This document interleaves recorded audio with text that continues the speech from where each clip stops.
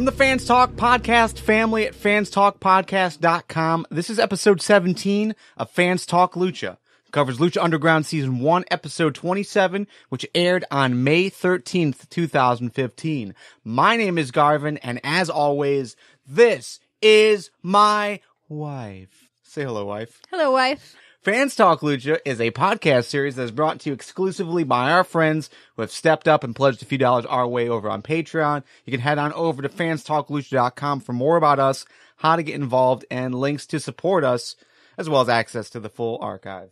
All right, so let's get right into what happened this week. Really quick show, it felt. Not a whole lot of segments. It was very match heavy. The three main matches, they all lasted right about 10 minutes a piece.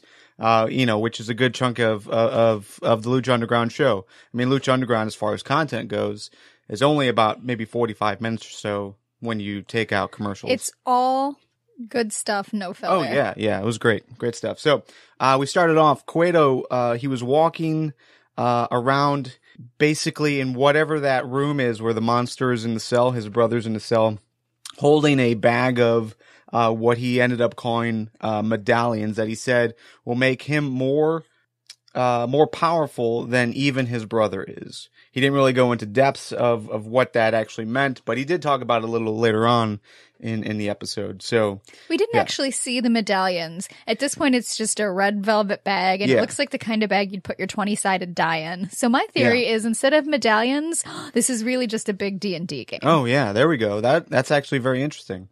Wouldn't that make it so fun? Yeah. And if you roll really well, you'd be totally powerful. Yeah. And you'd get all the title shots you wanted. Yeah. So, first match, Aerostar. Aerostar makes his return, since losing the best of 5 series against Drago. It's his first match back. And he took on the newcomer Jack Evans. What'd you think about this match? What'd you think about Jack Evans in his debut? Well, Jack Evans was all swagger at first. He came out on his hands, walking on his hands. Obviously a very accomplished athlete, probably a gymnast. I don't know anything about this guy.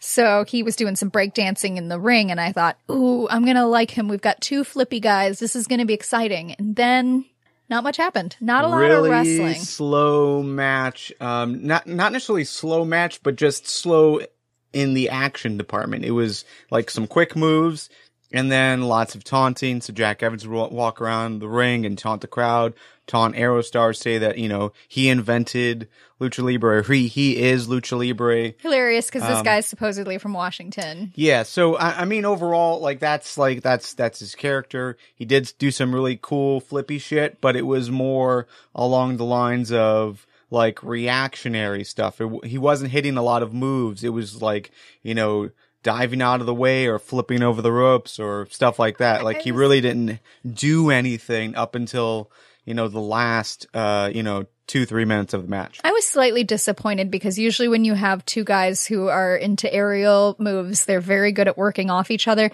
I think this is maybe a matter of them not having wrestled together much before and not knowing how to, just not really knowing each other and not being able to put on that kind of performance. No, I don't think that's it at all, because commentary was talking about just how good Jack Evans is in AAA. That's where Aerostar is as well. Like they're all from this. So they know each other. Yeah. So, but I think it's just more of like them trying to build that character of the, the cocky heel that is more interested in telling you how big of a heel he is rather than actually doing anything. Regardless, it was not captivating. Aerostar did some really cool moves on the ring, so which is super. I'm not used to seeing. Super flipping pile driver. He did a tightrope walk, which is really kind of that's terrifying that's for his me. Stick. I liked doing it. That. Yeah. Overall, I think Aerostar really continued to prove that he's really good. He was favoring one knee a little, and I'm not sure if that's storyline or if that really was a knee injury. I'm guessing it was storyline because he was continuing to, run and... Yeah, and the announcer said it before we saw it. Yeah. Sometimes it's hard to tell. So, yeah, overall, Aerostar won, so Jack Evans did not win his debut match, but I'm sure we'll see more of him.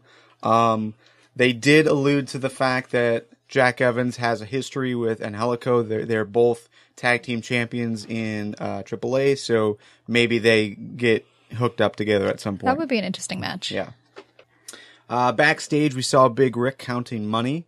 The Mac wanted a piece of that, and Big Rick was like, you know, you need to stop trying to be a fan favorite and stop trying to, you know, do all these flips and actually win a match. He was basically talking about how, you know, Mac wants part of the cash, but he wouldn't, you know, he wasn't into it at the point when they needed to win the Trios Championship. It's interesting coming from Big Rick, who doesn't do a lot of actual wrestling when you watch him. Yeah, but Big Rick was basically saying, you know, that he's in wrestling because he wants to get paid, and he would go through his family to do so. Isn't that the reason you do any job, to get paid? Yeah, that is true.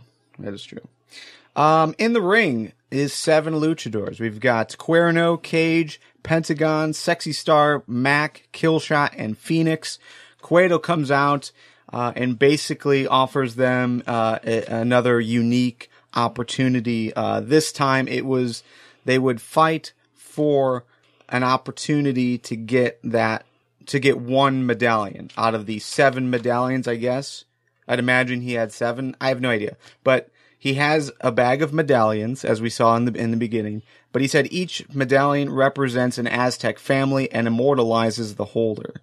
So yeah, this was a ridiculous setup. So first of all, when Cueto comes out and he's like, I have an opportunity. It's like when you're reading the Bible and an angel appears and you're like, oh shit, something terrible is going to happen. Yeah. That's how I feel about Cueto at this point. And these necklaces, 7 people fighting over a necklace. Well, a medallion. This is like that the could Lucha. Be a stone. This is like the Lucha Barry Gibbs version of Lord of the Rings. Well, no, I don't think it's a necklace. A medallion is a necklace. Is it? No. Have you not seen the Bee Gees? Is a medallion a necklace? YouTube commenters, help us out. Fact checkers. Yeah. I just took it as like some kind of like gold piece that and maybe you're touching your chest as you say it. That you would put on a necklace or put in your pocket. Or put it in the safe. It would be funny if the medallions were all like life alert medallions, since everyone keeps getting injured. Phoenix won. Phoenix won the first medallion, except for we did not see that handoff. So maybe he didn't actually get a medallion? Yeah, we're not really sure. At the end, they kind of hustled him out of the ring. Yeah. That's not where either of us thought this match was going. I usually don't like matches with 7 people in the ring, but one thing that Lucha Underground does really well, they utilize the whole ring. They've got stuff going on one side, stuff going on the other to balance it out, and it just looks really good. Yeah. Yeah, and it wasn't your 7-man over-the-top battle royal type crap. No, and they weren't punching each other. They were really wrestling, doing a very good job. Both of us thought Sexy Star was going to win. We were surprised when she didn't. There was some great wrestling. Sexy Star was definitely a big star. Mac was another guy that really continues to show he's awesome. Mac is hilarious. He does not look like he'd be able to do the things he does. Pentagon Jr. hit this double move. It was like a package pile driver, but Sexy Star was on his back as well. Like it was a package pile driver, I think, on Phoenix. And then Sexy Star was on his back for like this weird reverse crusher type move. I call this move the backsies frontsies. Yeah. It was pretty awesome. It was pretty awesome for sure. All right, so backstage, Cueto is talking with the current Trios champion, who we're going to call #Team Fight, I think, from now on. But basically saying, you know, that he's happy that Team Fight have been able to improve themselves and get better as a team and, you know, do well. But they lost against the Crew last week. Therefore, the Crew has earned a title shot, and they'll get it the Crew. Next week. The caveat here is that Ivelisse is still injured. She's got a broken leg. At least that's what they said this week. And so she can't really compete, but this doesn't bother her. She says, all I need is my hands. And I thought that's what she said. Yeah, and Ivelisse was like, no, I can fight. So here's what I think to make this more fair. Ivelisse should be allowed to use her crutches in the ring. Since the Crew are always using all sorts of random props anyway. I think that would even it out. I think so too. So with that though, it's not just a regular match. This is going to put Ivelisse at a disadvantage because it's a ladder match and she's not going to be able to climb the ladder. So. No, but she could knock down a few ladders. Yeah, that's true. So it should be interesting, but that is next week's main event potentially, which would be pretty cool. In the locker room, Phoenix is doing something. Messing with his knee pads or something. Yeah, he's messing with his knee pads. He's not taking them off because he just competed in a match. He's just kind of, I don't know what he's doing. He's fiddling with his pants. Yeah. So, lights go off. Katrina appears and basically talks down to Phoenix how this was her plan the whole time. Phoenix fell into their trap. Now Meal is going to come back and take out Phoenix. Meal is so much stronger because he took a life away from Phoenix or something along those lines. Really dramatic. Then she left. Like, the lights went off again. She left. And at the top of the lockers was 3 guys. They were dressed like skeletons. Yeah, they had skeleton masks. It was very exciting. Their necks or their heads were like tilted like a dog listening. Really demonic almost. And they had smoke coming out from behind them. It was very exciting. It was crazy, yeah. So it looked like they went in for the attack, but this is awesome. Camera cut out just as he was jumped by the skeleton crew. Yeah, this is really literal cool. skeleton crew. This is really cool because, we are going to get the continuation of Meal versus Phoenix. We do get the continuation of the story as far as what Katrina's motivations were, and it wasn't to side with Phoenix. It was really to get Phoenix to do her bidding. I'm glad they're finally tying that story together because it was so odd that they would put so much effort into the story and then removed Katrina from TV for however long that was, a month almost. So I'm into it. I like it. I like it too. This was really the thing I wanted to see in this episode. All right, so the main event was Hernandez versus Alberto El Patron. Now, I was kind of confused by this because I thought the way it had been built, it was going to be Hernandez versus El Patron versus Johnny Mundo to determine who the number 1 contender was. Correct me if I'm wrong, but I thought that's how that segment went last week with Cueto, Mundo, and El Patron, was that, Mundo and El Patron both said that they had dibs on that title shot kind of thing. So it was kind of weird that Mundo was left out of it. I don't know. I don't remember much from next week or even yesterday, if I'm being honest. Well, I'm hoping you wouldn't remember what happened next week because that's spoilers. Oh, man. Future self. Keep your mouth shut. So what I took issue with is they're saying Hernandez is 6'5" and 290 pounds. He's pretty big. No. Horse feathers. There is no way he's that big. I'm going to say that his height and weight are like my driver's license height and weight, and they have no bearing on actual fact. I would say he's 6'3", maybe 250. Yeah. No. Yeah, because it was 6'5", 290. Yeah, no way. I don't think he's 290. That's pretty large. Maybe with bricks in his pocket. I could see a 6'5" though. If he's wearing boots with thick soles. It's hard to tell though when you're in the ring with a lot of lucha libre guys because they tend to be really tiny. It's hard to tell. No. It's hard to tell. But anyways, the match, I want to say it came close to 10 minutes. I know I said that when I introduced the... It seems shorter than maybe the other it two didn't matches. go 10 minutes. I don't think it was quite that long. Okay, so here's the scoop.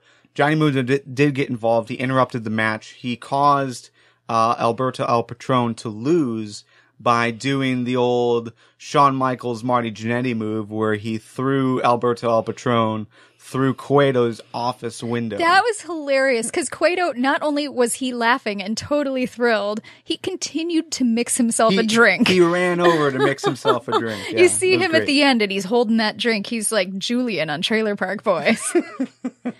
Yeah, it was very cool. I liked it. It was a good heel turn. It opened up Patron as far as blooding him up. Hernandez got the easy win because Mundo dragged Hernandez back into the ring, and yeah. I'm not thrilled with Hernandez. If he had to win, I like that it's because of dirty deeds, and Mundo's been kind of walking the line as to whether or not he was going to be a real heel or not. I love this. This is a great heel turn. It's so much more dramatic than just trash talking in the men's restroom or wherever they trash talk. Yeah, they finally defined what Johnny Mundo is. So I'm glad they made that move. Can we call him Johnny Window? Johnny Ventanas? Johnny Window. I like that. I like that. That's a good new nickname. # Johnny Window. All right. So what was your win of the week? My win of the week was that segment with the skeletons. I love them. Okay, man. My win of the week is probably gonna have to go to. I didn't think about this. There was a lot. We can edit this out. There was a lot of good stuff. No, my win. I'm gonna agree. Not necessarily with these skeletons, but just the fact that we're getting that continuation with Meal versus Phoenix. I cannot wait for that to continue. Your fail of the week. Well, I like the Katrina character. I like what they're doing, but Katrina herself is not the greatest actress. And sometimes when she delivers her lines, I'm very aware of a script. So my fail of the week was the delivery. It wasn't great. Katrina's perfect. I don't know what you're talking about. My fail is going to go to, honestly, I don't have a fail. I liked this entire episode. I like the way you make me say my fail first, so I look like the negative one. Yeah, well, you are the negative one. I am the negative one. You're right. Sure. All right, so next week, the only thing that's been really announced has been the crew versus team fight in a ladder match for the Trios Championship. Quick predictions. I hope Team Fight wins, because I just don't like the crew. But I'm afraid that the crew might have lost too many times in a row, and they might throw out a win for them. That would disappoint me. I'm going to say Team Fight. I can't imagine they would take the titles off of them. I mean, it would make logical sense from a booking standpoint to take the titles off just because she's injured. But I think you can do so much with it in storyline that I would continue. The crew are awful, and to have them as your champions would be really lame. So, yeah. So I'm going to go with Team Fight as well.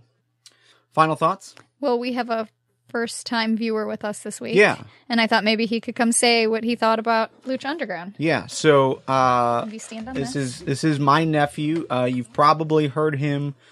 He did a podcast episode with us about, was WrestleMania? Or was it Fastlane? I think. Oh yeah, Fastlane. You did the predictions for Fastlane. Yeah.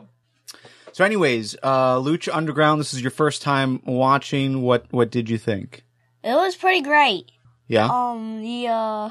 You liked Pentagon Jr. He called Pentagon Jr. the creepy guy. He's right. I love the makeup. It is really a creepy makeup. Yeah. What didn't you like? I didn't like the You didn't like that there wasn't Rey Mysterio. Yeah. And don't say Sexy Star, because I know you really liked Sexy Star this week. I hated Sexy Star. Sexy Star sucks. Wow. Harsh words from a 9-year-old. Yeah. No, I think you are wrong. Sexy Star was wonderful in that match. You just need to watch more. No. Yeah. So, okay, so it was a lot of fast-paced matches, a lot of flippy guys. Did you like the wrestling? Yes. Did it feel like a full show to you? Because you're used to WWE and Raw, the 3-hour show. This was only 3 matches, so less than an hour's worth of content. Did you feel like you got enough to be satisfied as a wrestling fan? No. So you need more, or you don't think you'll like it?